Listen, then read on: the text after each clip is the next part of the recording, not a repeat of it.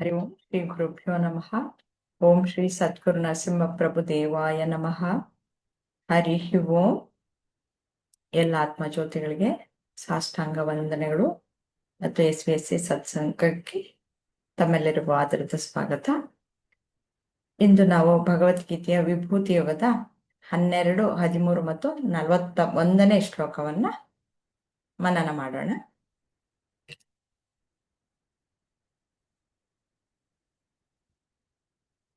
ಹನ್ನೆರಡನೇ ಶ್ಲೋಕ.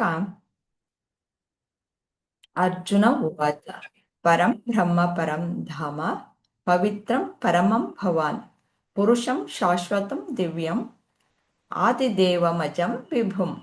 ಅದರ ಅರ್ಥ, ಅರ್ಜುನನು ಹೇಳಿದನು, ನೀನು ಪರಮಾತ್ಮ, ಪರಮಪುರುಷ, ಅಂತಿಮ ನಿವಾಸ, ಶುದ್ಧ, ಸಂಪೂರ್ಣ, ಸತ್ಯ.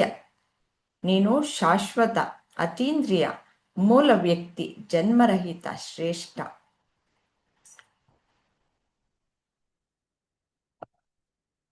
ನಾವು ವಿಭೂತಿ ಯೋಗದಲ್ಲಿ ಪರಮಾತ್ಮನ ಎಲ್ಲ ವೈಭವಗಳನ್ನ ನಾವು ನೋಡ್ತೀವಿ. ಯಾವ್ಯಾವುದ್ರಲ್ಲಿದ್ದಾನೆ ಅಂತ, ಮತ್ತೆ ಹೇಗೆ ಆ ಪರಮಾತ್ಮನನ್ನ ಕಾಣೋದು ಹೇಗೆ ಅನ್ನೋದನ್ನ, ಆತನ ವೈಭವ ಯಾವುದ್ರಲ್ಲಿದೆ ಯಾವುದ್ರಲ್ಲಿ ಇಲ್ಲ ಅಂತ ಹೇಳಕ್ಕೆ ಸಾಧ್ಯ ಇಲ್ಲ. ಯಾವುದ್ರಲ್ಲಿ ಇಲ್ಲ ಅನ್ನೋದಿಲ್ವೇ ಇಲ್ಲ, ಸಕಲವೂ ಅವನೇ ಅನ್ನೋದನ್ನ ಇದರಲ್ಲಿ ತಿಳಿಸ್ಕೊಡ್ತಾ ಇದ್ದಾನೆ. ನಾವು ಹಿಂದಿನ ಶ್ಲೋಕದಲ್ಲಿ ನೋಡಿದ್ವಿ,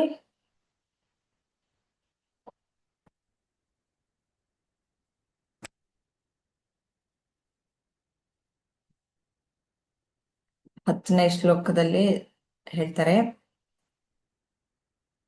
ನನಗೆ ಪ್ರೀತಿಯಿಂದ ನನ್ನಲ್ಲಿ ಸಮರ್ಪಿತರಾದವ್ರಿಗೆ ನಾನು ಹೇಗೆ ಅವ್ರಿಗೆ ತಿಳುವಳಿಕೆಯನ್ನ ಕೊಡ್ತೀನಿ, ನಾನೇನೆ ಅವ್ರಿಗೆ ಜ್ಞಾನವನ್ನ ಕೊಡ್ತೀನಿ. ಅವ್ರಿಗೆ ಕರುಣೆಯಿಂದ ಅವರು ಹೇಗೆ ಜ್ಞಾನವನ್ನ ಪಡಿಬಹುದು, ಅವರು ಅಜ್ಞಾನವನ್ನ ಕಳ್ಚಿಕೊಂಡು ಅವರು ಜ್ಞಾನವನ್ನ ಪಡ್ಕೊಳ್ಳೋ ಹಾಗೆ ಮಾಡ್ತೀನಿ ಅಂತ ಹೇಳಿದ್ರು.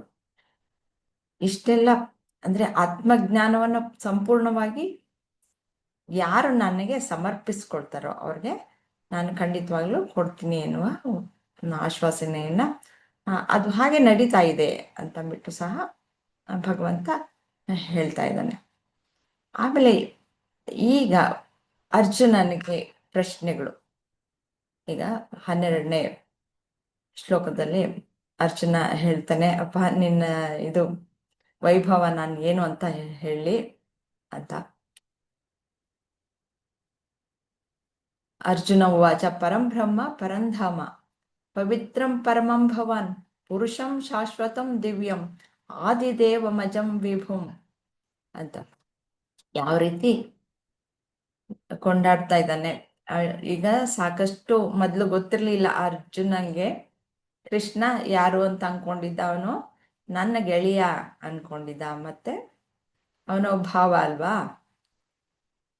ಆ ರೀತಿ ಸಂಬಂಧವನ್ನ ಕಲ್ಪಿಸ್ಕೊಂಡು ಅವನು ಇಬ್ರು ಸ್ನೇಹಿತರಾಗಿಯೂ ಇದ್ರು. ಮತ್ತೆ ನನಗೆ ಏನೋ ಸ್ವಲ್ಪ ಇರಬಹುದು, ಅದಕ್ಕೆ ತಿಳ್ಕೊಂಡಿದ್ದಾನೆ. ಅದಕ್ಕೋಸ್ಕರ ನನಗೆ ಇಂಥ ಪರಿಸ್ಥಿತಿಯಲ್ಲಿ ನಾನು ನನ್ನ ಸಮಸ್ಯೆಗೆ ಪರಿಹಾರವನ್ನು ಹುಡ್ಕೊಳ್ಳೋಣ ಅಂತ ಬಿಟ್ಟು ಗುರುವಾಗಿ ನೀನು ನನ್ಗೆಲ್ಲವನ್ನು ಬೋಧನೆ ಮಾಡಪ್ಪ ಅಂತ ಹೇಳ್ತಾನೆ. ಮೊದಲು ಗೊತ್ತಿರಲ್ಲ ಪರಮಾತ್ಮನೇ ಶ್ರೀಕೃಷ್ಣ ಅಂತ ಬಿಟ್ಟು. ಇಲ್ಲಿ ಎಲ್ಲೂ ಶ್ರೀಕೃಷ್ಣ ಗೆಳೆಯನಾಗಿ ಆಗ್ಲಿ ಅಥವಾ ಅವನ ಸಂಬಂಧಿಕನಾಗಿ ಎಲ್ಲೂ ತೋರಿಸ್ಕೊಂಡೇ ಇಲ್ಲ ಇಡೀ ಭಗವದ್ಗೀತೆಯಲ್ಲಿ. ಅರ್ಜುನ ಹಾಗೆ ಅನ್ಕೊಂಡಿರ್ತಾನಷ್ಟೆ. ಪರಮಾತ್ಮ ತಾನು ನಿಜವಾಗ್ಲೂ ಸತ್ಯ ಏನಿದೆ ಆ ಪರಬ್ರಹ್ಮನ ಸ್ವರೂಪದಲ್ಲಿ ನಿಂತುಕೊಂಡೇ ಎಲ್ಲವನ್ನೂ ಹೇಳಿರೋದು. ದೇವಕಿ ನಂದನ ಕೃಷ್ಣನಾಗಿ ಎಲ್ಲೂ ಹೇಳಿಲ್ಲ. ಈಗ 10ನೇ ಅಧ್ಯಾಯಕ್ಕೆ ಬಂದಾಗ ಅರ್ಜುನನ್ಗೆ ಎಲ್ಲೋ ಗೊತ್ತಾಗಿದೆ, ನನ್ನ ಗೆಳೆಯ ಅಲ್ಲ, ಪರಮಾತ್ಮನೇ ಅನ್ನೋದು ಸ್ಪಷ್ಟತೆ ಬಂದಿದೆ. ಆದರೆ ಸಂಶಯಗಳು ಇನ್ನೂ ಇವೆ. ಆದರೆ ಕೊಂಡಾಡಬೇಕು ಅನಿಸ್ತಿದೆ, ಅದಕ್ಕೆ ಹೇಳ್ತಾ ಇದ್ದಾನೆ.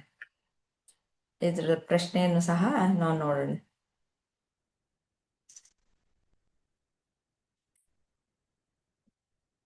ಈ ಶ್ಲೋಕದಲ್ಲಿ ಅರ್ಜುನ ಶ್ರೀಕೃಷ್ಣನೇ ಅಂತಿಮ ಸತ್ಯ ಎಂದು ಹೇಗೆ ತಿಳಿಸಿದ್ದಾನೆ, ಯಾವ ಯಾವ ಪ್ರಕಾರಗಳಲ್ಲಿ ಹೇಳಿದ್ದಾನೆ ಅಂತ ಬಿಟ್ಟು ಇಲ್ಲಿ ನೋಡೋಣ. ರತ್ನಾಜಿ, ಹಾ ಮ್ಯಾಮ್. ಸ್ವಲ್ಪ ವಿವರಿಸ್ತೀರಾ? ಇದನ್ನ ಹಾ ಮ್ಯಾಮ್. ಒಂದ್ಸತಿ ಮಾಡಿ, ಈ ಅರ್ಥವನ್ನು ಒಂದ್ಸತಿ ಹೇಳ್ಬಿಟ್ಟು ಆಮೇಲೆ ನಿಮ್ಮ ಒಂದು ಅನಿಸಿಕೆನ ತಿಳಿಸಿ.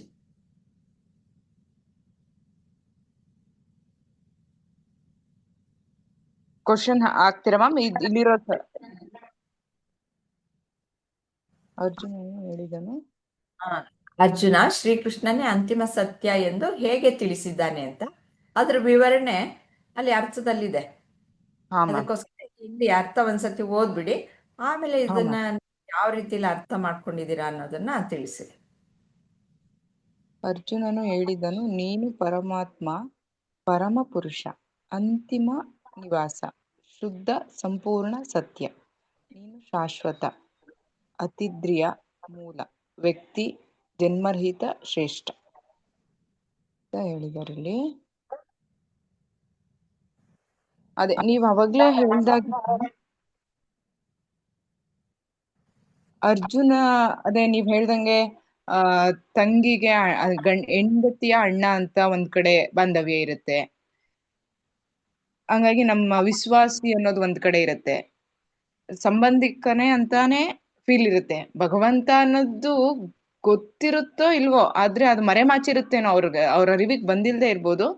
ಬಟ್ ಅವರು ಇವ್ರು ನನ್ನನ್ನ ನಮ್ಮ ಹಿತನ ಬಯಸೋ ಅಂತವ್ರು, ನಮ್ಮ ಕ್ಷೇಮ ಸೌಖ್ಯನ ಬಯಸೋ ಅಂತವ್ರು, ಮತ್ತೆ ನನ್ನ ಗೆಳೆಯ, ಮತ್ತೆ ನನ್ನ ಮಾವ ಕೂಡ ಅಂತ ಮನ್ಸಲ್ಲಿರುತ್ತೆ. ಆದ್ರೆ ಅವ್ರು ಯಾವಾಗ ಯುದ್ಧ ಸಮಯದಲ್ಲಿ ನೀನು ಇದಕ್ಕೆ ಇಳ್ದು ಅಂದ್ರೆ ಏನ್ ಹೇಳ್ತಾರೆ ಅದಕ್ಕೆ,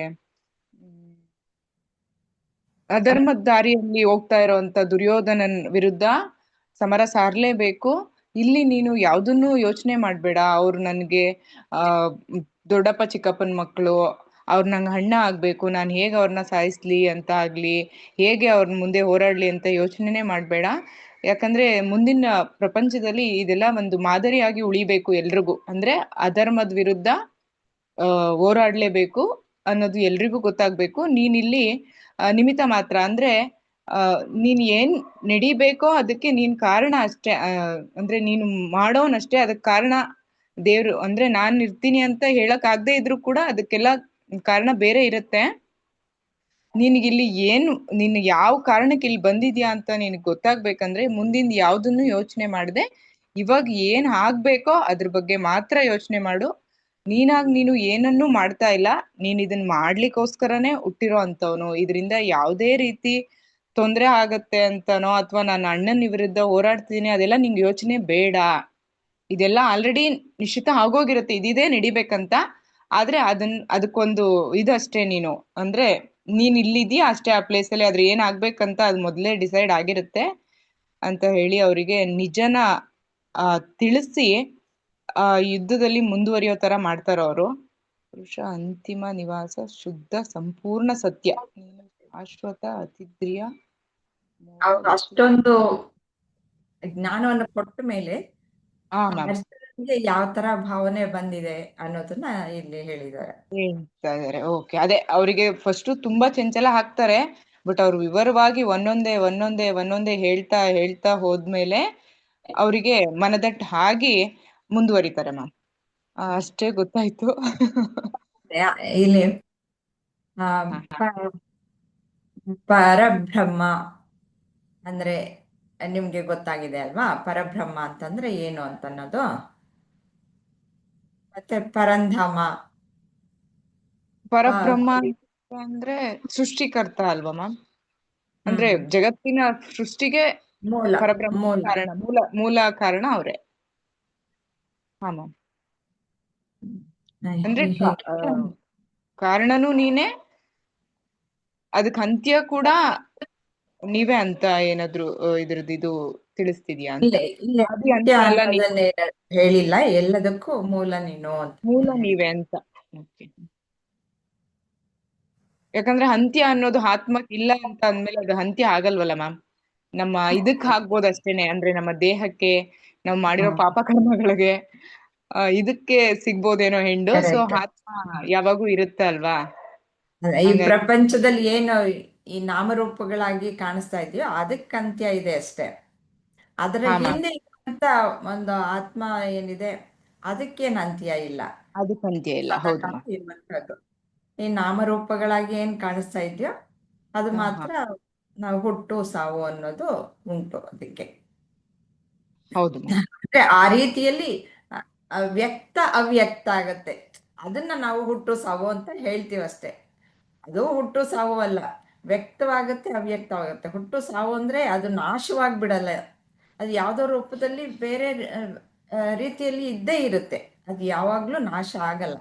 ಮ್ಯಾಟರ್ ಅಷ್ಟೇ, ಇವಾಗ ಎಲ್ಲ ದೇಹನೂ ಅಷ್ಟೇ, ಅದು ನಾಶ ಆಗತ್ತಾ? ಅಸ್ತಿತ್ವ ರೂಪದಲ್ಲಿ ಇದ್ದೇ ಇರುತ್ತೆ. ಹೌದು ಬೇರೆ ಮ್ಯಾಮ್. ಆಗುತ್ತೆ, ನಾವು ನಮ್ಮ ದೇಹವನ್ನು ಸುಟ್ರು ಬೂದಿ ಆಗುತ್ತೆ, ಅದು ಬೇರೆ ಹೌದು, ಪರಿಸರಕ್ಕೆ ಸೇರ್ಕೊಳ್ಳುತ್ತೆ. ನೀರು ನೀರಿಗೆ ಸೇರ್ಕೊಳ್ಳುತ್ತೆ, ಎಲ್ಲ ಅಂಶಗಳು ಹೋಗೇ ಹೋಗುತ್ತೆ ಅಲ್ವಾ. ನಾಶ ಮಣ್ಣಿಗೆ ಅನ್ನೋದು ಸೇರ್ಕೊಳ್ಳುತ್ತೆ. ಆಗತ್ತೆ ಆಗಲ್ಲ, ಹೌದು, ಹೌದು ಏನೋ ಮ್ಯಾಮ್. ಹಾಗೆ ಆಗುತ್ತೆ. ಅದಕ್ಕೆ ಯಾವುದಕ್ಕೂ ಅಂತ್ಯ ಅನ್ನೋದೇ ಇಲ್ಲ. ಆದ್ರೆ ನಮ್ಗೆ ಹುಟ್ಟಿದ್ವಿ ಸತ್ವಿ ಅಂತ ಅಂದ್ಬಿಟ್ಟು ನಾವು ಅರ್ಥ ಮಾಡ್ಕೊಂಡಿದ್ವಿ. ಅಂದ್ರೆ ಅದು ವ್ಯಕ್ತವಾಯ್ತು ಅವ್ಯಕ್ತ ಆಯ್ತು, ಅದಕ್ಕೆ ಈ ತರ ನಾಮವನ್ನ ನಾವು ಕೊಟ್ಕೊಂಡಿದೀವಿ ಅಷ್ಟೇ, ಹುಟ್ಟು ಸಾವು ಅಂತ. ಓಕೆ, ಉಷಾಜಿ ಏನ್ ಹೇಳ್ತಾರೋ ಕೇಳೋಣ. ಹಾ ಮ್ಯಾಮ್. ನಾವಿದು ಅರ್ಜುನ ಪ್ರಾಪಂಚಿಕ ಜೀವನದಲ್ಲಿ ಸಂಬಂಧಗಳನ್ನ ಇಟ್ಕೊಂಡು ಇದ್ರಲ್ಲಿದ್ದ. ಆದ್ರೆ ಅವರು ಪಾಂಡವ್ರು ಏನಿದ್ದಾರೆ ಅವ್ರು ಮಾಡಿರೋ ಧರ್ಮಗಳನ್ನ ಧರ್ಮ ಪರಿಪಾಲಕರಾಗಿರೋದ್ರಿಂದ ಭಗವಂತ ಅವನ್ಗೆ ಗ್ರಹಿಸ್ದ. ಆ ಅನುಗ್ರಹನ ತಗೊಳ್ಳೋಷ್ಟು ಜ್ಞಾನವನ್ನು ಅರ್ಜುನ ಪಡೆದಿದ್ರಿಂದ ಭಗವಂತನ ಇದು ಅವನ್ಗೆ ತಿಳಿತಾ ಬಂತು. ಆತ್ಮದ ಬಗ್ಗೆ ತಿಳ್ಕೊಂತ ಹೋದ, ಜ್ಞಾನ ಬೆಳೀತಾ ಹೋದಂಗುನು ಅವನ್ಗೆ ಅದಕ್ಕೆ ಅವನ್ ಹೇಳ್ತಾನೆ, ನೀನ್ ಪರಮಾತ್ಮ, ಪರಮ ಪುರುಷ, ಅಂತಿಮ ನಿವಾಸ, ಶುದ್ಧ, ಸಂಪೂರ್ಣ, ಸತ್ಯ, ನೀನು ಶಾಶ್ವತ, ಅತೀಂದ್ರಿಯ. ಅಂದ್ರೆ ನಾವ್ ಇಲ್ಲಿವರೆಗೂ ಏನೇನ್ ಕಲ್ತ್ಕೊಂಡ್ ಅದನ್ನ ಎಲ್ಲಾನು ಅವನಿಲ್ಲಿ ತಿಳಿಸ್ತಾ ಇದ್ದಾನೆ ಅರ್ಜುನ. ಅಂದ್ರೆ ಅವನಿಗೆ ಅಂದ್ರೆ ಒಂದು ಲೆವೆಲ್ ಅಲ್ಲಿ ಅವನ್ ಮಾಡಿರೋ ಪುಣ್ಯದ ಕಾರ್ಯದಿಂದ ಭಗವಂತನ ಅನುಗ್ರಹ ಸಿಕ್ಬಿಟ್ಟು ಅವನ್ಗೆ ಭಗವಂತ ನಾನು ಅಂದ್ರೆ ಅದು ಏನು ಪರಮಾತ್ಮನ ಬಗ್ಗೆ ತಿಳಿತಾ ಹೋದಂಗುನು ಅವನ್ಗೆ ಪ್ರಾಪಂಚಿಕ ಜೀವನದಿಂದ ಹೊರಗಡೆ ಬಂದು ಆತ್ಮದ ಕಡೆ ಅವನ ದಾರಿ ಸಾಕ್ತಾ ಹೋಗ್ತಾ ಇದೆ. ಇದ್ರಲ್ಲಿ ಅವನು ಭಗವಂತನಿಗೆ, ಕೃಷ್ಣನಿಗೆ ಇದನ್ನ ಹೇಳ್ತಾ ಹೋಗ್ತಾನೆ, ನೀನೇ ಎಲ್ಲ ತಿಳಿದಿದ್ಯಾ, ನೀನೇ ನನಗ್ ದಾರಿ ತೋರಿಸ್ತಿದ್ಯಾ ಅನ್ನೋದು ಅಂತ.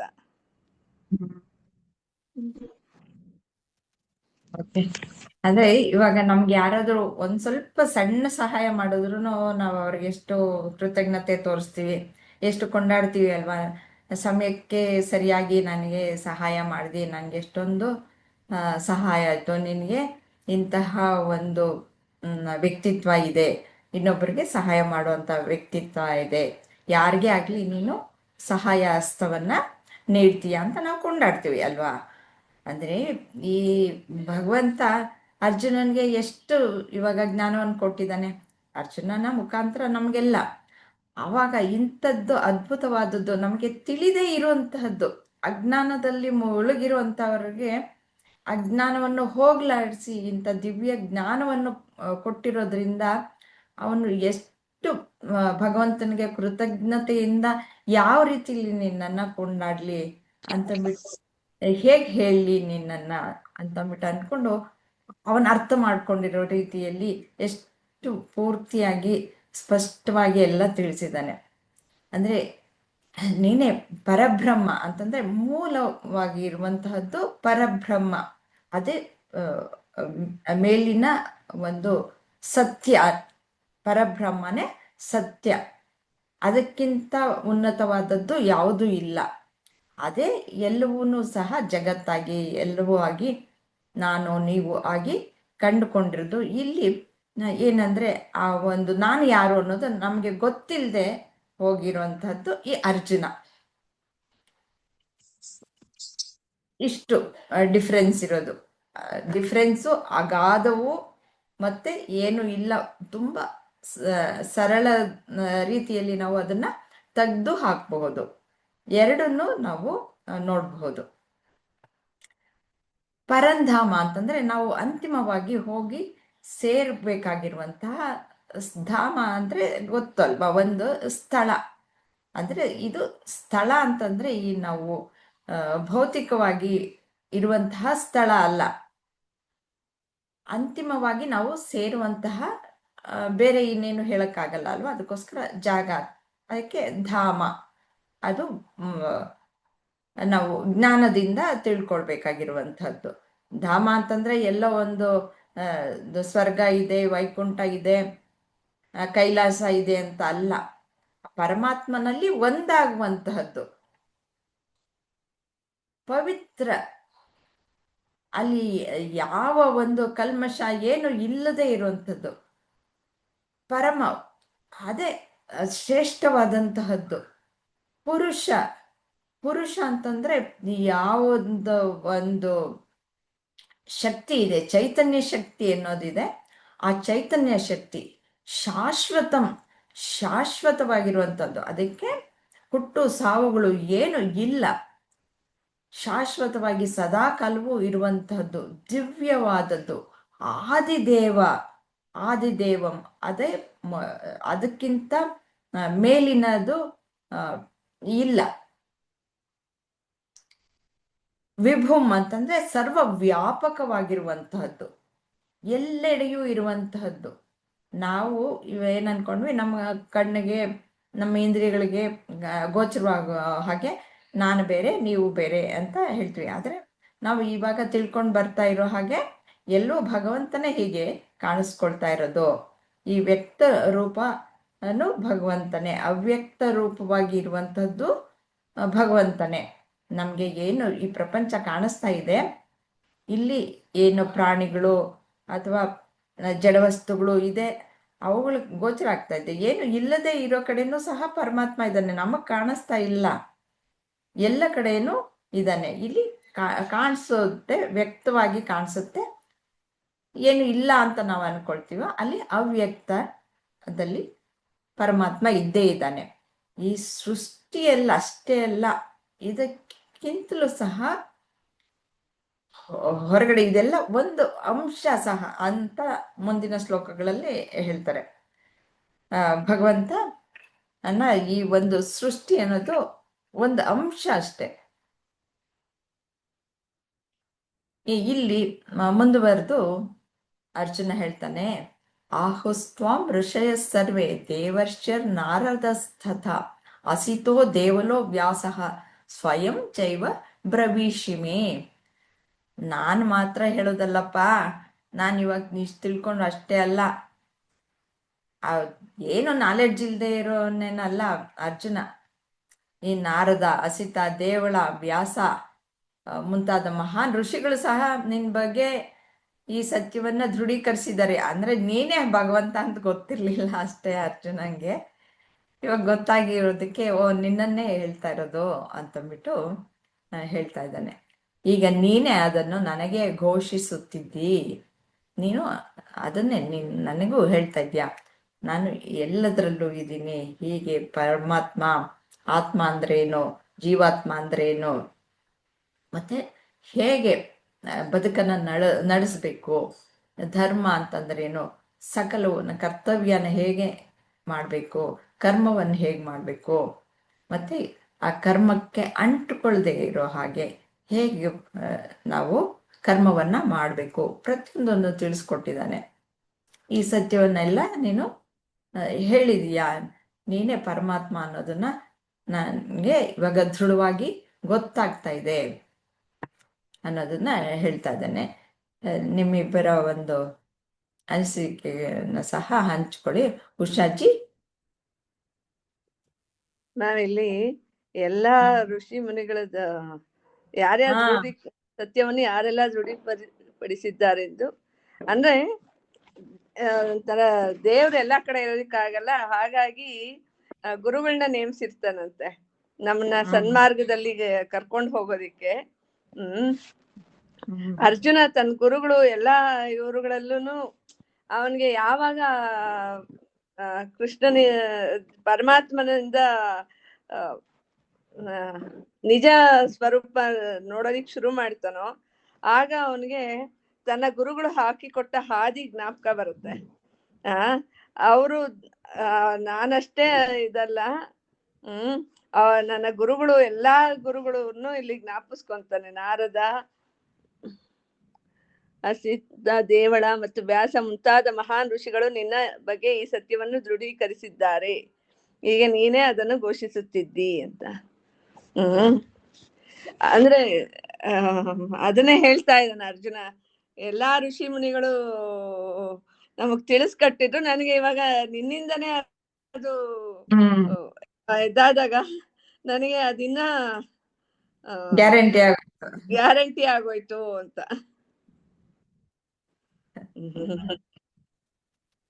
ಇಲ್ಲಿ ಗುರುಗಳ ಮಾರ್ಗದರ್ಶನ ಎಷ್ಟು ಇಂಪಾರ್ಟೆಂಟ್ ಅನ್ನೋದು ಇಲ್ದಿದ್ರೆ ನಮಗೆ ಗೊತ್ತಾಗಲ್ಲ. ಅವ್ರು ಹೇಳ್ತಿದ್ರೆ ಗೊತ್ತಾಗಲ್ಲ. ನಮ್ಗೆ ಎಲ್ಲಿ ಗೊತ್ತಾಗುತ್ತೆ? ಗೊತ್ತಾಗಲ್ಲ. ರತ್ನಾಜಿ.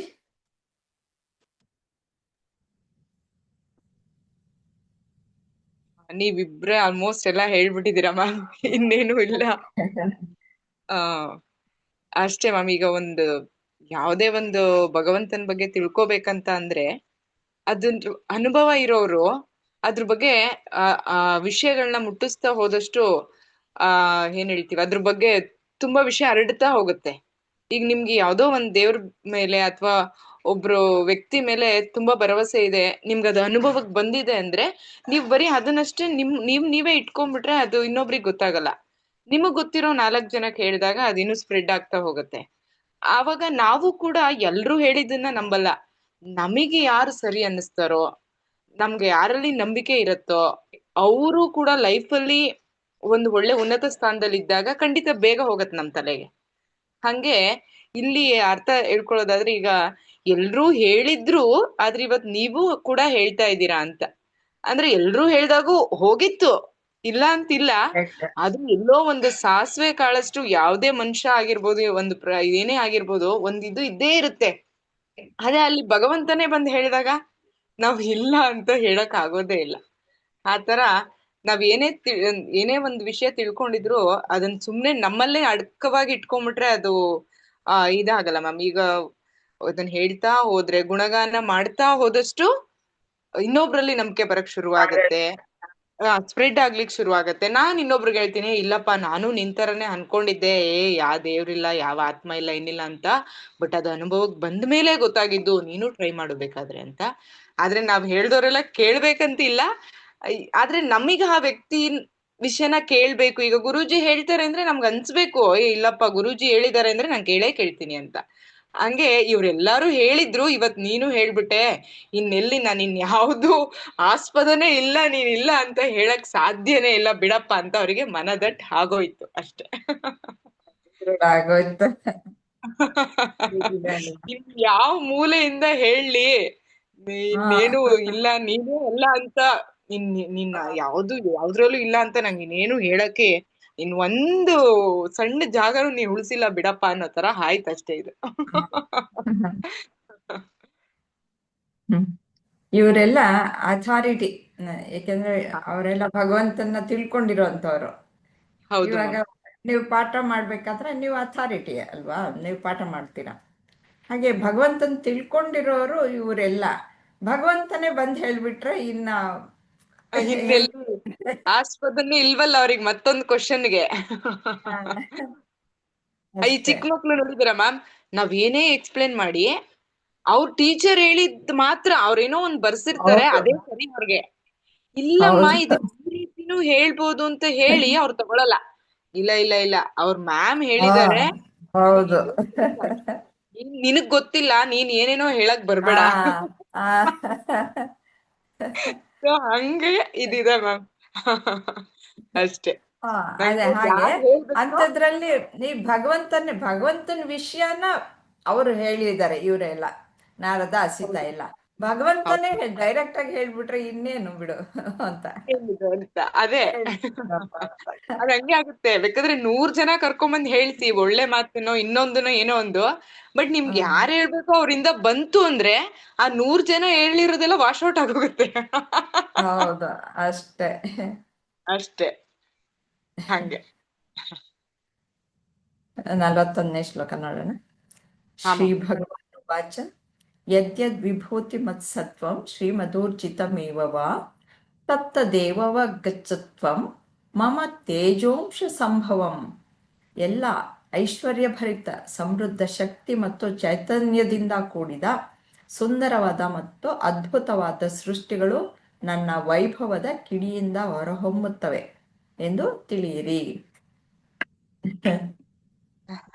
ಇಲ್ಲಿ ಭಗವಾನ್ ಹೇಳ್ತಾ ಇರೋದು, ಭಗವಂತ ಅದಕ್ಕೆ ಉತ್ತರವಾಗಿ ಏನನ್ನು ಹೇಳಿದ್ದಾನೆ ಅಂದರೆ, ಇಲ್ಲಿ ಮಧ್ಯದಲ್ಲಿ ನಾನು ಮೊದಲು ಹೇಳಿದ್ನಲ್ಲ ಒಂದಷ್ಟು ಭಗವಂತನ ವೈಭವಗಳನ್ನ ಯಾವ್ಯಾವುದ್ರಲ್ಲಿದ್ದೀನಿ ಅನ್ನೋದನ್ನ ತಿಳಿಸ್ತಾರೆ. 54 ಗಳಲ್ಲಿ ವಸ್ತುಗಳಲ್ಲಿ ಇದ್ದೀನಿ ಅಂತಂದ್ಬಿಟ್ಟು ತಿಳಿಸ್ತಾರೆ. ಅಂದ್ರೆ ಅದು ಹೇಗೆ ಅಂದ್ರೆ, ಇವಾಗ ನಾವು ಒಂದಷ್ಟು ನಿಮ್ಮ ಸ್ಕೂಲ್ ಅಲ್ಲಿ ಅಷ್ಟು ಜನ ಸ್ಟೂಡೆಂಟ್ಸ್ ಇರ್ತಾರೆ, ಒಬ್ರು ಲೀಡರ್ ಅಂತ ಮಾಡಿರ್ತೀರ ಅಲ್ವಾ. ಆ ಲೀಡರ್ ಅಂದ್ರೆ representative of all other students ಅಲ್ವಾ. ಹಾಗೆ ಅದರಲ್ಲಿ ಮುಖ್ಯದವರನ್ನ ಆರಿಸ್ಕೊಂಡು ಅಂಥದ್ರಲ್ಲಿ ನಾನು ಇದ್ದೀನಿ ಅಂತಂದ್ಬಿಟ್ಟು 54ರಲ್ಲಿ ಸೂಚಿಸ್ತಾರೆ. ಅಷ್ಟು 54ರಲ್ಲಿ ಇದ್ದೀನಿ ಅಂತಂದ್ರೆ ಸರ್ವದ್ರಲ್ಲೂ ಇದ್ದೀನಿ ಅಂತಂದ್ಬಿಟ್ಟು ಲೆಕ್ಕ ಆಯ್ತು. ಅದು ಇಲ್ಲಿ ಕೊನೆಯದಲ್ಲಿ, ಅಧ್ಯಾಯದ ಕೊನೆಯದಲ್ಲಿ ಇಲ್ಲಿ ಹೇಳ್ತಾ ಇದ್ದಾರೆ, ಎಲ್ಲ ಐಶ್ವರ್ಯ ಭರಿತ. ನಿನ್ಗೇನು ಅದು ಇದು ಅಂತಂದ್ಬಿಟ್ಟು ಒಂದೊಂದಾಗೆ ಹೇಳಿದ್ದಾಯ್ತು, ಒಟ್ಟಾರೆ ತಿಳ್ಕೊಂಬಿಡು ನೀನು. ಎಲ್ಲ ಐಶ್ವರ್ಯ ಭರಿತ ಸಮೃದ್ಧ ಶಕ್ತಿ ಮತ್ತು ಚೈತನ್ಯದಿಂದ ಕೂಡಿದ ಸುಂದರವಾದ ಮತ್ತು ಅದ್ಭುತವಾದ ಸೃಷ್ಟಿಗಳು ನನ್ನ ವೈಭವದ ಕಿಡಿಯಿಂದ ಹೊರಹೊಮ್ಮುತ್ತವೆ ಎಂದು ತಿಳಿಯಿರಿ.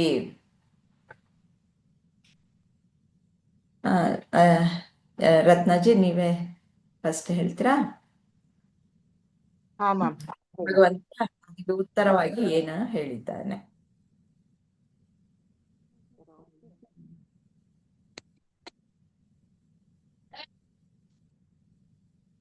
ಮಿಲ್ಕಿವೇ ನಕ್ಷತ್ರಗಳು ತೋರಿಸಿದ್ದಾರೆ, ಭೂಮಿ, ಮನುಷ್ಯನ ಜೀವಕೋಶ.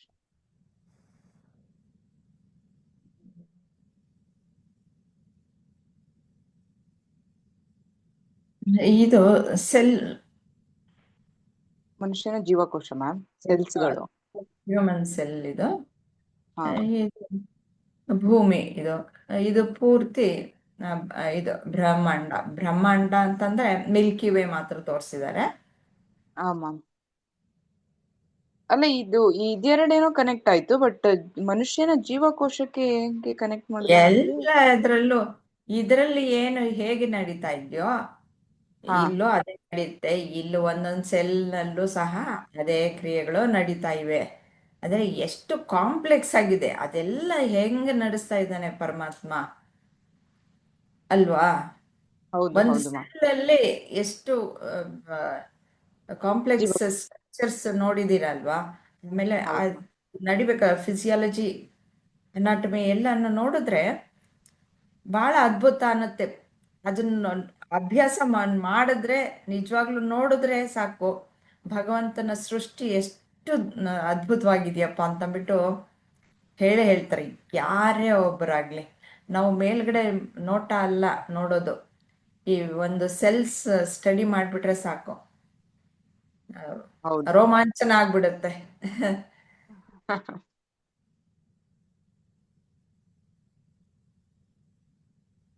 ಹಾಗೇನೆ ನಾವು ಸೃಷ್ಟಿಯಲ್ಲೂ ಅಷ್ಟೇ, ಎಲ್ಲ ಅಷ್ಟೇ. ಅಯ್ಯೋ, ಪ್ರತಿಯೊಂದು ಏನಿಲ್ಲ, ಗಾಳಿ ಹೇಗೆ ಕೆಲಸ ಹೌದು ಮಾಡುತ್ತೆ,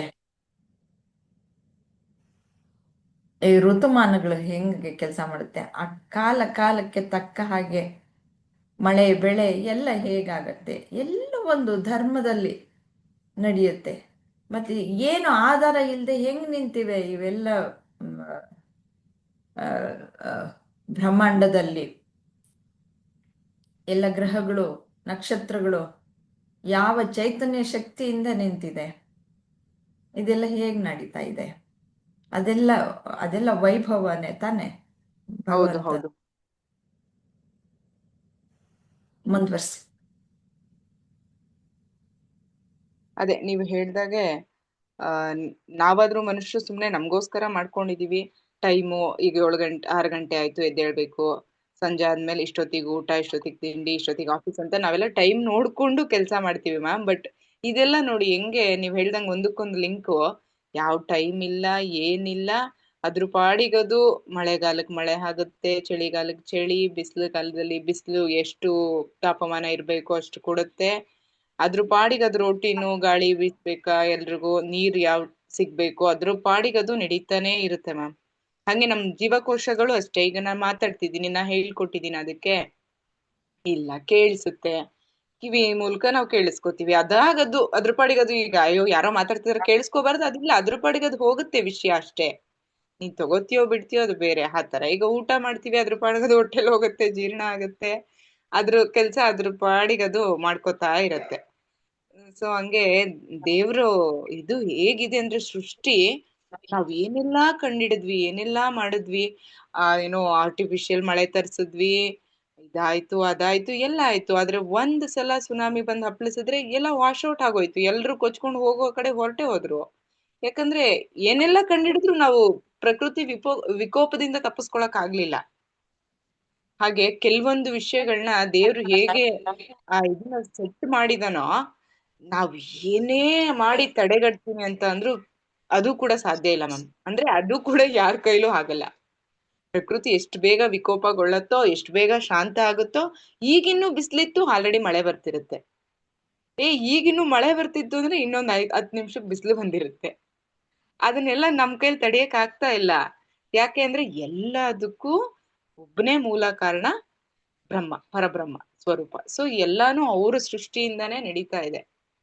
ಆ ಹಂಗಾಗಿ ಎಲ್ಲ ಐಶ್ವರ್ಯ ಭರಿತ, ಸಮೃದ್ಧ ಶಕ್ತಿ ಮತ್ತು ಚೈತನ್ಯದಿಂದ ಕೂಡಿದ ಅಂತ ಅಂದ್ರೆ ಇನ್ನೇನ್ ಹೇಳೋದು ಮ್ಯಾಮ್. ಹಿಂಗೆ ಗಾಳಿ ಉಸಿರಾಡ್ತೀವಷ್ಟೇ, ಫೀಲ್ ಮಾಡೋಕ್ ಸಿಗತ್ತೆ. ಯಾವಾಗ ಒಂದ್ಸಲ ಫೀಲ್ ಮಾಡ್ತೀವಿ, ನಾವ್ ಮಾಡ್ಬೇಕಂತ ಅನ್ಕೊಂಡಾಗ ಫೀಲ್ ಆಗುತ್ತೆ ಅಷ್ಟೇ. ಆದ್ರೆ ಮುಟ್ಟಕ್ಕಾಗಲ್ಲ, ನೋಡಕ್ಕಾಗಲ್ಲ. ಅಷ್ಟೇ ಸಾಕಲ್ವಾ ನಮ್ಗೆ. ನೀರು ನೀವ್ ಏನೆಲ್ಲಾ ಕುಡೀರಿ, ಬಟ್ ನೀರಿನ ಇದನ್ನ ಇದ್ ಮಾಡುತ್ತ, ಮರೆಮಾಚುತ್ತಾ ಅದು. ಎಂತ ಸ್ವೀಟ್ ಜ್ಯೂಸ್ ಕುಡೀರಿ, ಹಣ್ಣು ತಿನ್ನಿ, ಇನ್ನೊಂದ್ ಸ್ವಲ್ಪ ಹೊತ್ತಿಗೆ ನೀರ್ ಕುಡಿದ್ರೇನೆ ಸಮಾಧಾನ. ಬೇರೆ ಹಾಲ್ ಕುಡೀರಿ, ಮಜ್ಜಿಗೆ ಕುಡೀರಿ, ಇಲ್ಲ ನೀರೇ ಕುಡಿಬೇಕು. ಹಂಗೆ ಆ ದೇವ್ರ ಸೃಷ್ಟಿಯಲ್ಲಿ ಏನೇನ್ ಆಗಿದ್ಯೋ ಅದನ್ನೆಲ್ಲ ನಾವು ಹಾಗೋ ಇಲ್ಲ ಇದನ್ ಬಿಟ್ಟು ನನ್ನ ಕೈಯಿಂದ ನಾನೇನಾದ್ರು ಪ್ರಿಪೇರ್ ಮಾಡಿದ್ರೆ ಅದನ್ನ ಉಪಯೋಗಿಸ್ತೀನಿ, ಸಾಧ್ಯ ಇಲ್ಲ. ಅದೇ ಸಿಗ್ಬೇಕು ನಮ್ಗೆ. ಗಾಳಿ ಬೇಡ, ನಾನು ಡಬ್ಬದಲ್ಲಿ ಆಕ್ಸಿಜನ್ ಇಟ್ಕೊಂಡಿದೀನಿ, ಅದನ್ನ ಸ್ವಲ್ಪ ಹೊತ್ತು ಉಪಯೋಗಿಸ್ತೀನಿ, ಹಾಗಲ್ಲ. ಆಕ್ಸಿಜನ್ ಕೂಡ ಗಾಳಿಯಿಂದಾನೇ ಸಿಕ್ಕಿರೋದಲ್ವಾ. ಹಂಗೆ ದೇವ್ರನ್ನ ಬಿಟ್ಟು, ಅವ್ರ ಸೃಷ್ಟಿಯಿಂದ ಆಗಿರೋದನ್ನ ಬಿಟ್ಟು ಮನುಷ್ಯ ಏನನ್ನೂ ಮಾಡಕ್ಕಾಗಲ್ಲ. ಅದಕ್ಕಿಂತ ವೈಭವ, ಅದಕ್ಕಿಂತ ಸುಂದರವಾಗಿರೋದು ಬೇರೆ ಏನೂ ಇರಕ್ಕೆ ಸಾಧ್ಯನೇ ಇಲ್ಲ ಮ್ಯಾಮ್. ಸೊ ಎಲ್ಲ ದೇವ್ರ ಇದ್ರಿಂದನೇ ನಮ್ಮ ಸೃಷ್ಟಿ, ಪ್ರತಿ ಒಂದು ಏನ್ ನಮಗ್ ಸಿಕ್ತಿದ್ಯೋ, ಏನ್ ನೋಡ್ಲಿಕ್ಕೆ, ಸವಿಲಿಕ್ಕೆ, ಅನುಭವಕ್ಕೆ ಬರ್ತಿದ್ಯೋ ಅದೆಲ್ಲ ದೇವ್ರ ವೈಭವದ ಕಿಡಿಯಿಂದಾನೇ ಆಗಿರೋದು ಅಂತ ಹೇಳ್ಬೋದು. ನಮ್ಗೆ ಎಷ್ಟು ಹೇಳಿದ್ರು ಸಾಕಾಗ್ತಿಲ್ಲ. ಆದ್ರೂ ಅರ್ಜುನಗಿಂತ ಜಾಸ್ತಿ ಎಕ್ಸೈಟ್ ಆಗಿದೆ. ಹೌದು ಹೌದು ಮ್ಯಾಮ್. ಅದೇನ್ ಗೊತ್ತಾ, ಅದು ಹೇಳ್ಕೊಳಕ್ ಆಗಲ್ಲ ಮ್ಯಾಮ್. ಕೆಲವೊಂದ್ ಫೀಲ್ ಇರುತ್ತಲ್ಲ, ಈ ಹೌದು. ಮಳೆ ಹುಟ್ಬಿಟ್ರೆ ರೇನ್ಬೋ ಬರುತ್ತೆ ನೋಡಿ, ಅಲ್ಲೇ ನಿಂತ್ಕೊಂಡ್ ನೋಡ್ಬೇಕು ಅನ್ಸುತ್ತೆ. ಆ ಸೂರ್ಯ ಉದಯಿಸುವಾಗ ನೋಡ್ಬೇಕು ಅನ್ಸುತ್ತೆ. ಎವ್ರಿಡೇ ನೋಡಿರ್ತೀವಿ, ಆದ್ರೂ ನೋಡ್ಬೇಕು ಅನ್ಸುತ್ತೆ. ಆ ಮುಳುಗುವಾಗ ನೋಡಿ, ಆ ಆರೆಂಜ್ ಕಲರ್ ಬರುತ್ತಲ್ಲ, ಆ ರೆಡ್ಡಿಶ್ ಆರೆಂಜ್, ಅವಾಗೂ ನೋಡಿ ಅಯ್ಯೋ ಅಲ್ಲೇ ನೋಡ್ತಾ ಇರ್ಬಾರ್ದಾ, ಅದ್ರ ಹತ್ರ ಹೋಗಿರ್ಬಾರ್ದಾ ಅನ್ನೋ ತರ ಫೀಲ್ ಆಗುತ್ತೆ. ಒಂದ್ 4 ಹನಿ ಕಂಟಿನ್ಯೂಸ್ ಆಗಿ ಮಳೆ ಬಂದು ಹಸಿರಾಗತ್ತೆ ನೋಡಿ ಇಡೀ ಭೂಮಿ, ಅದೆಲ್ಲ ನೋಡಿ ಅನುಭವದಲ್ಲಿ ಇದ್ರೆ ಅದು ಮತ್ತೆ ಮತ್ತೆ ನೋಡ್ಬೇಕು ಅನ್ಸುತ್ತೆ ಮ್ಯಾಮ್. ಇದಕ್ಕಿಂತ ಇನ್ನೇನ್ ಹೇಳಕ್ಕಾಗತ್ತೆ.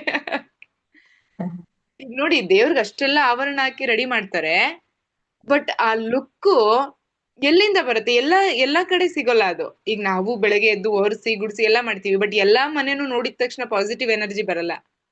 ಕೆಲವೊಂದು ಮನೆಗಳಲ್ಲಿ ಬರುತ್ತೆ ಹಂಗೆ, ಕೆಲವೊಂದು ಇದ್ರಲ್ಲಿ ಸಿಗತ್ತೆ ಅಷ್ಟೇ. ನಾವ್ ಏನೆಲ್ಲ ಹಾಕಿ ಡೆಕೋರೇಟ್ ಮಾಡಿದ್ರು ಇದು ಬರೋದೇ ಇಲ್ಲ. ಹಂಗೆ ಆ ದೇವ್ರು ಇದಿದ್ರೆ ಮಾತ್ರ ನೋಡಿ, ನಾವ್ ಏನೂ ಮಾಡೋದ್ ಬೇಡ. ನಾವೀಗೇನ್ ಪ್ರಕೃತಿಗೆ ಹೋಗಿ ಗುಡ್ಸಿ ರಂಗೋಲಿ ಹಾಕಿ ಏನೂ ಮಾಡಲ್ಲ, ಬಟ್ ಒಂದ್ಸಲ ಗಿಡದ ತುಂಬಾ ಹೂ ಅರಳಿರುತ್ತೆ ನೋಡಿ, ಅದ್ರ ಮುಂದೆ ನಾವ್ ಮಾಡಿರೋ ಎಲ್ಲ ಇದು ವೇಸ್ಟ್ ಅನ್ಸ್ಬಿಡುತ್ತೆ. ಏನು ಮ್ಯಾಮ್, ಉತ್ತರ ಸಿಕ್ಕಿತ್ತಾ? ಸ್ವಲ್ಪ ಓಕೆ, ಉಷಾಜಿನ ಕೇಳೋಣ. ಉಷಾಜಿ. ಮ್ಯಾಮ್, ರತ್ನಾಜಿ ನೀವೆಲ್ಲ ಹೇಳ್ಬಿಡಿದೀರಾ. ಅಂದ್ರೆ ಇದು ಪ್ರಪಂಚದಲ್ಲಿ ಭೂಮಂಡಲದಿಂದ ತಗೊಂಡು ನಮ್ಗ್ ಕಣ್ಣು ಕಾಣಿಸ್ದೇ ಇರೋ ಅಣುವಿನಲ್ಲೂ ಭಗವಂತನ ಸೃಷ್ಟಿ ಎಲ್ಲಿ ವೈಭವ ತನಕ ಆಗಿದೆ. ಇದೆ ಅನ್ನೋದಕ್ಕೆ. ಇದು ನಮ್ದು ನರನಾಡಿಗಳಲ್ಲೂ ನಮ್ದು ಎಲ್ಲೆಲ್ಲಿ ಇಲ್ಲ ಅಂತ ಹೇಳಂಗೆ ಇಲ್ಲ. ನಾವು ಇದು 54 ಇದು ಹೇಳಿದ್ರಿ ನೀವು. 54 ನಮ್ಗೆ ಹೇಳ್ತಾ ಹೇಳ್ತಾ ಹೇಳ್ತಾ ಹೋದ್ರೆ ನಮ್ಗಿನ್ನ ಜ್ಞಾನದ ಇದಿಲ್ವಲ್ಲ. ಎಷ್ಟೋ ಇದ್ರಲ್ಲಿ 54ಗೇನು ನಾವು ಹೇಳ್ತಾ ಹೇಳ್ತಾ ಹೋದ್ರೆ ಪ್ರತಿಯೊಂದನು ಅದಕ್ ಲೆಕ್ಕವೇ ಇರಲ್ಲ. 54 ಅಷ್ಟೇನ ಸೃಷ್ಟಿ ದೇವ್ರದು ಅಂತ ಅನ್ನೋದು ಅನ್ಸುತ್ತೆ. ಆಗಲ್ಲ. ನಾ ಹೇಳಿದ್ನಲ್ಲ, ಅದೇ ರೆಪ್ರೆಸೆಂಟೇಟಿವ್ಸ್ ಲೆಕ್ಕ ಹಾಕೊಳ್ಳಿ. ಅದನ್ನೇ ಆತರ ಅಷ್ಟೇ. ರೆಪ್ರೆಸೆಂಟೇಟಿವ್ ನೀವ್ ಹೇಳ್ದಂಗೆ ಅದು ರೆಪ್ರೆಸೆಂಟೇಟಿವ್. ನಮ್ದು ಜ್ಞಾನದ ಮಿತಿನಲ್ಲಿ ಅಷ್ಟೇ ಯೋಚನೆ ಮಾಡೋದಿಕ್ ಬರೋದು.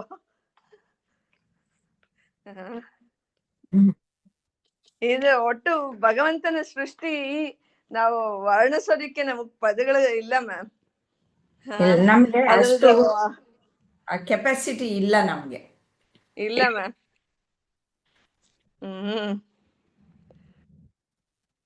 ಎಲ್ಲೆಲ್ಲಿ ಇದ್ ಮಾಡೋದು.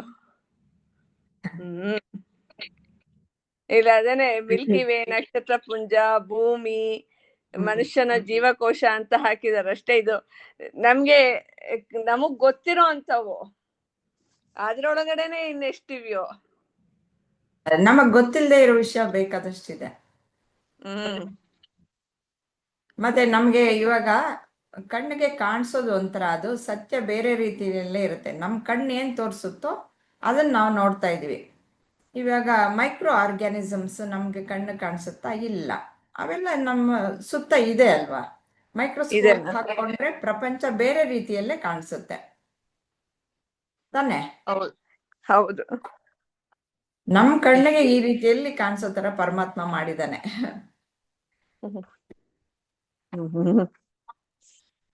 ಅಂದ್ರೆ ಪರಮಾತ್ಮನೇ ಈ ತರ ಸುಂದರವಾಗಿ ನೋಡ್ಕೊಳ್ಳೋದಕ್ಕೋಸ್ಕರ ನಮ್ ಕಣ್ಣನ್ನ ಈ ತರ ಸೃಷ್ಟಿ ಮಾಡಿ ನೋಡ್ಕೊಳ್ತಾ ಇದ್ದಾನೆ. ನಾನು ಅನ್ನೋದೇನಿಲ್ಲ, ಪರಮಾತ್ಮನೇ ಎಲ್ಲ ಹೀಗೆ. ಆದ್ರೆ ಇವಾಗ ನಾನು ಅಂತಂದ್ಬಿಟ್ಟು ಅನ್ಕೊಳ್ತಾ ಇದೀವಿ ಅಲ್ವಾ. ಇವಾಗ ನಾವು ಮನುಷ್ಯರು ಅಂತಂದ್ಬಿಟ್ಟು ಅನ್ಕೊಂಡು ತಾನೇ ಜೀವನ ಮಾಡ್ತಾ ಇರೋದು. ಪರಮಾತ್ಮನೇ ಆದ್ರೆ ಪರಮಾತ್ಮನೇ ನಾನು ಜೀವಿ ಅಂತಂದ್ಬಿಟ್ಟು ಇಲ್ಲಿ ಜೀವಿಸ್ತಾ ಇರೋದು. ಆದ್ರೆ ಇಲ್ಲಿ 2 ತತ್ವಗಳನ್ನ ಹೇಳಿದ್ದಾರೆ ನೋಡಿ, ಶಕ್ತಿ ಮತ್ತು ಚೈತನ್ಯದಿಂದ ಕೂಡಿರೋದು ಅಂತ. ಶಕ್ತಿ ಅಂತಂದ್ರೆ ಇವಾಗ ಏನು ಮ್ಯಾಟರ್ ಅನ್ನೋದೇನಿದೆ ಅಲ್ವಾ, ಅದು ಶಕ್ತಿ ರೂಪ, ಅದು ಬದಲಾವಣೆ ಆಗ್ತಾ ಇರುತ್ತೆ. ಚೈತನ್ಯ ಅನ್ನೋದು ಯಾವಾಗ್ಲೂ ಬದಲಾವಣೆ ಆಗದೆ ಇರುವಂತಹ ತತ್ವ. ನಾವು 2ರಿಂದನೂ ಕೂಡಿರುವಂತಹದ್ದು ಈ ಒಂದು ಸೃಷ್ಟಿಯಲ್ಲಿ ಇರುವಂತಹದ್ದು. ಈ ಬದಲಾವಣೆ ಆಗ್ತಾ ಇರೋದಕ್ಕೋಸ್ಕರ ನಾವು ಏನಂತೀವಿ ಅಂದ್ರೆ, ಇದು ಹುಟ್ಟಿತು ಆಯ್ತು ಅಥವಾ ಬದಲಾವಣೆ ಆಯ್ತು ಅಂತಂದ್ಬಿಟ್ಟು ಅನ್ಕೊಳ್ತೀವಿ. ಆದ್ರೆ ಒಂದ್ ಫಾರ್ಮ್ ಇಂದ ಇನ್ನೊಂದು ಫಾರ್ಮ್ಗೆ ಹೋಗ್ತಾ ಇರುತ್ತಷ್ಟೇ. ಅದನ್ನು ಸಹ ಶಕ್ತಿ ಅಂದ್ರೆ ಅದು ಎನರ್ಜಿನೇ. ಮೂಲ ರೂಪದಲ್ಲಿ 2 ಒಂದೇ. ಆದ್ರೆ ಈ ಒಂದು ಜಗತ್ತು ಒಂದು ವ್ಯಕ್ತವಾದಾಗ ಈ ರೀತಿಯಾಗಿ ಎರಡು ತತ್ವಗಳಾಗಿ ಕಾಣಿಸ್ಕೊಳ್ಳುತ್ತೆ. ಅದೇ ಇವಾಗ ದೇಹ ಮನಸ್ಸು ಬುದ್ಧಿಗಳೆಲ್ಲ ಬದಲಾವಣೆ ಆಗುವಂಥವು ಅಲ್ವಾ. ಆದ್ರೆ ನಾನು ಅಂದ್ರೆ ಅದ್ರ ಒಳಗಡೆ ಇರುವ ಚೈತನ್ಯ ಶಕ್ತಿ, ನಾನು ಆತ್ಮ ಅಂತ ಹೀಗೆ ನಾವು ಬೇರ್ಪಡಿಸ್ಕೊಂಡಿದೀವಿ ತಾನೇ ಇವಾಗ. ಹೌದೋ ಅಲ್ವಾ? ಹೌದು ಮ್ಯಾಮ್. ಗೊತ್ತಾಗಿದೆ ತಾನೇ ಇಬ್ಬರಿಗೂ. ನಾನು ಅಂತಂದ್ರೆ ಈ ಬದಲಾವಣೆ ಆಗುವ ದೇಹ ಮನಸ್ಸು ಬುದ್ಧಿ ಅಲ್ಲ ಅನ್ನೋದು ಸ್ಪಷ್ಟತೆ ಬಂದಿದೆ ಅಲ್ವಾ. ಅದು ಬಂದಿದೆ ಮ್ಯಾಮ್. ಈ ಅದು ಮ್ಯಾಟರ್ ಸೇರ್ಕೊಂತು, ಏನು ದೇಹ ಮನಸ್ಸು ಬುದ್ಧಿ ಅನ್ನೋದು. ಆದ್ರೆ ಒಳಗಡೆ ಇರೋ ಚೈತನ್ಯ ಶಕ್ತಿ ನಾನು, ಅದು ಬದಲಾವಣೆ ಆಗದೆ ಇರುವಂತಹದ್ದು. ಈ ಎಲ್ಲವೂ ಜಗತ್ತಿನಲ್ಲಿ ಹೀಗೆ ಸಗುಣ ರೂಪದಲ್ಲಿ ಹೀಗೆ ಕಾಣಿಸ್ಕೊಂಡಿದೆ. ಹೀಗೆ ಚೈತನ್ಯ ಶಕ್ತಿ ಮತ್ತೆ ಈ ಒಂದು ಮ್ಯಾಟರು ಇದೆಲ್ಲನೂ ಸೇರಿ ಈ ರೀತಿಯಲ್ಲಿ ನಡೀತಾ ಇದೆ. ಇದೆಲ್ಲ ಎಷ್ಟು ನನ್ನ ಒಂದು ವೈಭವದ ಒಂದೇ ಒಂದು ಕಿಡಿಯಿಂದ ಅಷ್ಟೇ ಹೊರಹೊಮ್ಮಿರೋದು. ಅಂದ್ರೆ ಭಗವಂತ ಇನ್ನು ಎಷ್ಟು ವ್ಯಾಪಕವಾಗಿ ಇದ್ದಾನೆ, ಎಷ್ಟು ದೊಡ್ಡದಾಗಿರ್ಬಹುದು, ಅದಕ್ಕೆ ಅನಂತ ಅಂತ ಹೇಳೋದು. ಅನಂತ ಇಷ್ಟು ಅಂತ ನಾವು ಲೆಕ್ಕ ಹಾಕೋಕ್ಕೆ ನಮ್ಮ ಕೈಯಲ್ಲಿ ಶಕ್ತಿ ಇಲ್ಲ. ಅನಂತ. ನನ್ನ ಒಂದೇ ಒಂದು ವೈಭವದ ಕಿಡಿಯಿಂದ ಹೊರಹೊಮ್ಮುತ್ತವೆ ಅಂತ ತಿಳ್ಕೊಳ್ಳಿ. ಇವೆಲ್ಲ ಇಷ್ಟೊಂದು ಅದ್ಭುತವಾಗಿ ನಾವು ಇಷ್ಟೊಂದು ತಿಳ್ಕೊಂಡ್ವಿ ಪರಮಾತ್ಮನ ವೈಭವ ಎಲ್ಲನೋ. ಅದು ನಮಗೆ ವರ್ಣಿಸೋಕ್ಕೂ ಅಸದಳ. ಮತ್ತೆ ಅದನ್ನು ಒಂದೊಂದಾಗಿ ನಾವು ಹೇಳ್ತಾ ಹೋದ್ರೆ ನಾವು ಅದರಲ್ಲಿ ಮುಳುಗಿ ಹೋಗ್ತೀವಿ, ಕಳೆದು ಹೋಗ್ತೀವಿ. ನಾನು ಅನ್ನೋದು ಈಗ ಇಲ್ಲದೆ ಹೊರಟೋಗ್ಬಿಡುತ್ತೆ. ಹೀಗೆಲ್ಲ ಆಗತ್ತೆ.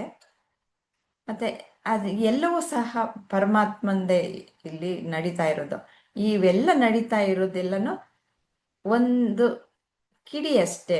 ಅಂದ್ರೆ ಪರಮಾತ್ಮ ಹೀಗೆ ಏನು ಬ್ರಹ್ಮಾಂಡದಲ್ಲಿ ಕಾಣಿಸ್ಕೊಳ್ತಾ ವ್ಯಕ್ತ ರೂಪದಲ್ಲಿ ಕಾಣಿಸ್ಕೊಳ್ತಾ ಇರೋದಲ್ಲದೆ ಅವ್ಯಕ್ತವಾಗಿ ಇನ್ನು ದೊಡ್ಡದಾಗಿದೆ ಅಂತ ಇಲ್ಲಿ ಅರ್ಥ ಮಾಡ್ಕೊಳ್ಬೇಕಾಗಿದೆ ಅಷ್ಟೆ. ವ್ಯಕ್ತ ರೂಪದಲ್ಲಿ ನಾನು ನೀವು ಎಲ್ಲಾಗಿ ಕಾಣಿಸ್ಕೊಳ್ತಾ ಇರೋದು ಪರಮಾತ್ಮನೇ. ಸರಿನಾ?